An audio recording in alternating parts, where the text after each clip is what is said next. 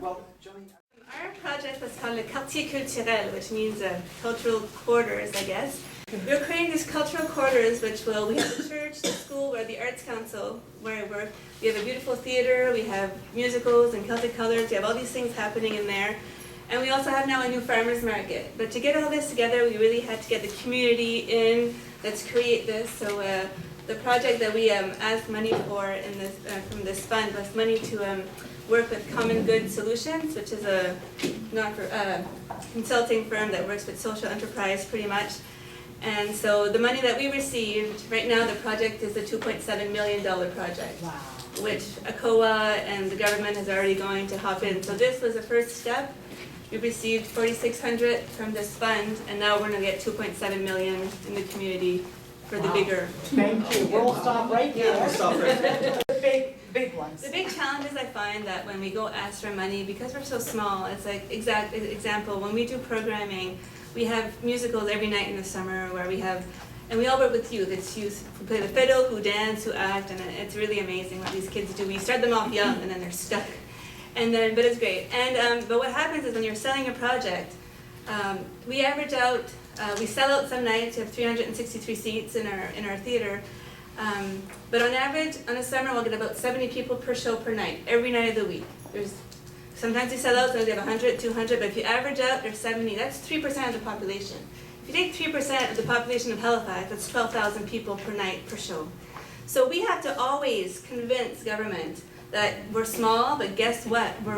What we do is worth something and it means something, and we have 3% or 4% of the people that live. I mean, Chéticamp, we're pretty much the mountains, and then we're pretty much isolated. Is that isolated? Mm-hmm. So, and that's one of our challenges. I always have to bring that up, like percentage, because then they're like, oh yeah, 70 people. That's not a lot of people, but if you look at the percentage of the bigger picture, it is. So that's one of the things that I've always have to kind of.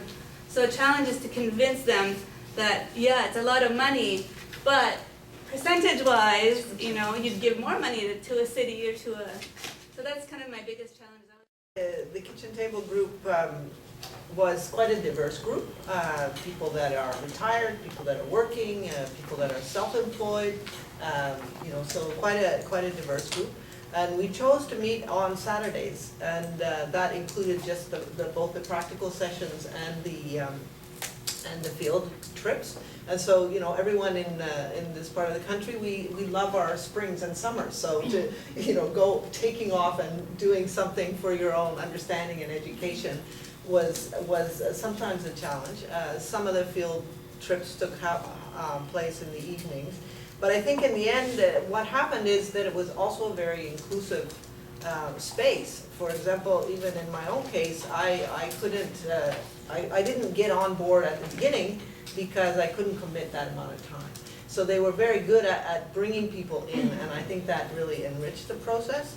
And I think that's something we're still facing. We have some really interesting initiatives moving ahead with some people leading on them, but we had aspirations to reach out more and do this same kind of process with other communities, or to have a sort of deeper or second round. There's more and more topics we could talk about, but we haven't been able to mobilize so strongly around some of those things. So that's, you know, it's just life gets in the way.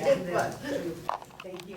So we found the funds to put this project on, but then it became a challenge to do everything in French for these schools, because that's a priority within the schools, is to keep the French Acadian language. And yeah, so I ended up doing some things in English with the school's permission. And since it is over lunch hour, the school is a little more forgiving and allowing me to speak English with the youth. But I think just keeping them engaged with their French language and keeping those French resources on the table for them has been a big challenge. Like, we work with artists, but we also work with parents of the kids. We also work with their grandparents who are volunteers to our events, because they want to see their grandkids play music and be part of something else. So I think the more people you get together, so the success of the Quartier Culturel, it's bringing everyone on board and bringing people we don't even know on board, bringing artists from away who want to come and do residencies and stuff like that. So we're just trying to get, so once you get everybody talking, I think that's a success, because then people are like, okay, when's it, Tim Hortons closed last winter in Chéticamp. That's a big deal, not because, but it was 25 jobs. And for us, that's a big deal. So when Tim Hortons closed in the last 2 years, 10 businesses and associations closed in the last 2 years. Mom and pop shops, youth are taking over, organizations, restaurants. I mean, it's a sad story. But with this creation, it creates more jobs, it creates another life, and it's the cultural. So you have fiddlers, people who do theater, people who want to create, who want to live from their art. We'll give them that space. We're going to create that space, and hopefully the tourists will stop to support that extra 200,000 people who drive in front of our door every summer. We did have successes with the green economy strategy, and we're able to bring people into town and hear about what we thought about the plan, and then they have asked us for the submissions at a later date as well to put on their website. But I think the most exciting thing that has happened is to get the town growing. And that's based on an experience that we learned about in the kitchen table discussions about a place in England called, and always get the right, it's called Incredible Edible Tudmorden. So it's a community where almost every spaces are planted with food, and the food's abundant enough that you just go and pick it up and eat it, right? And so the group that took that on has gotten a lot more support from the local town. They were benefited with a small grant from Awesome Antigonish. I don't know if there's other communities that have awesome funds, but it's a really nice idea. And our public library, where we met most of the time, also offered to say, we're kind of unhappy with our landscape spaces, let's put food in them. So even this spring, we've had groups of 10, 15, 20 people out planting food in the garden, and the idea is to educate and just make this abundance happen. And we are having some interest from other funders as well to take a space and make like a kind of educational growing space in the town. But it's a really nice collaboration.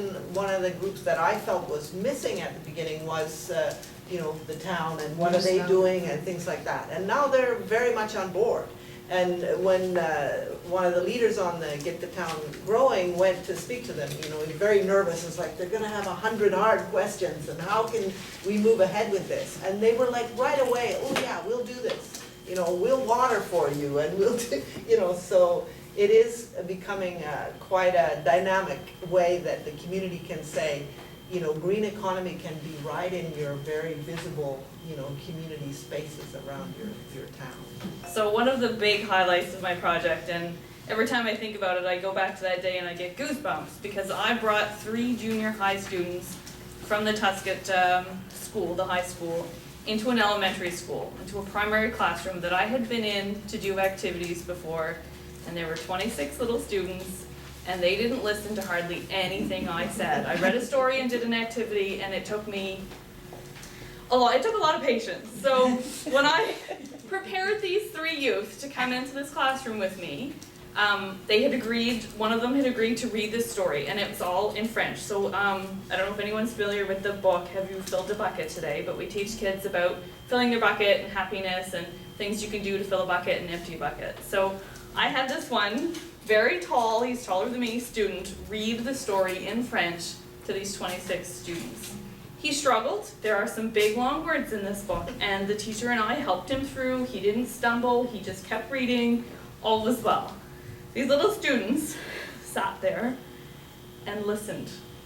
They were totally amazed by these 3. One of them was reading, one of them was showing the book, and the other one was just kind of there for classroom management along with the teacher.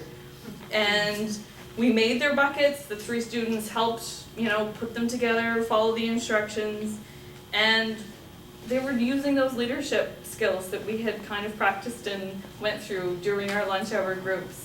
And when we were walking down the hall, they each had their bucket too, because they had made a bucket so they could show the students how easy it was out of paper. And they were telling me how full their bucket was as we were leaving this elementary classroom. And it just blew me away that they were really getting the concept and how much it affected these little primary students. So it filled my bucket as well. Thank you so much.